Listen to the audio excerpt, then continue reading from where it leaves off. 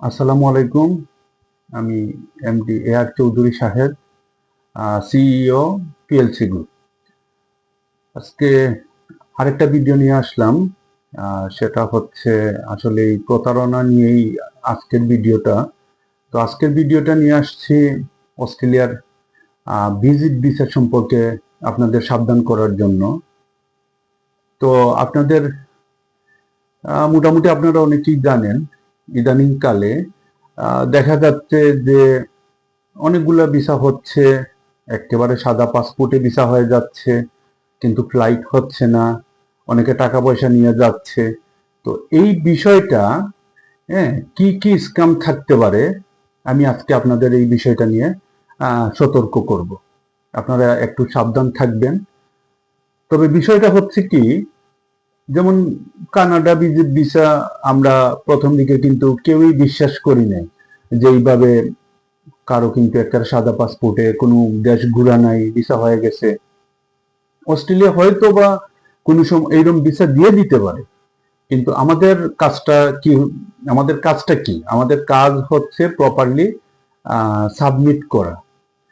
তো আমরা আজকে এই বিষয়টা নিয়ে আলোচনা করব, আপনাদের সাবধান করব।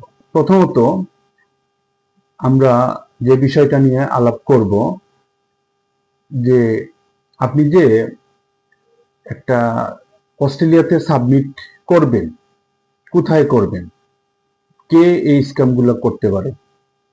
আমার প্রথমত অনুরোধ থাকবে, যারা আপনার আশেপাশে আছে, অস্ট্রেলিয়া ভিজিট ভিসা সম্পর্কে জানে বুঝে কাজ করে আপনি এদের দিয়ে করাবেন।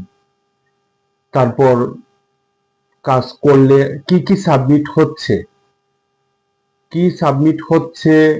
কি ডকুমেন্ট সাবমিট হচ্ছে সেটা সম্পর্কে আপনার স্পষ্ট ধারণা থাকতে হবে। আপনি এক জায়গায় দিয়ে দিলেন, কিচ্ছু জানেন না, যার কাছে দিছেন সেও কিচ্ছু বুঝে না, সে এক জায়গায় পাঠাই দিল, উনি কি সাবমিট করছেন কি করেন নাই আপনি কিচ্ছু জানেন না। কয়েকদিন পরে ফিঙ্গার দিলেন, ভিসা হয়ে গেল, ভিসা চেক করলেন, সবকিছু ঠিক আছে, কিন্তু আপনি তার যেতে পারতেছেন না।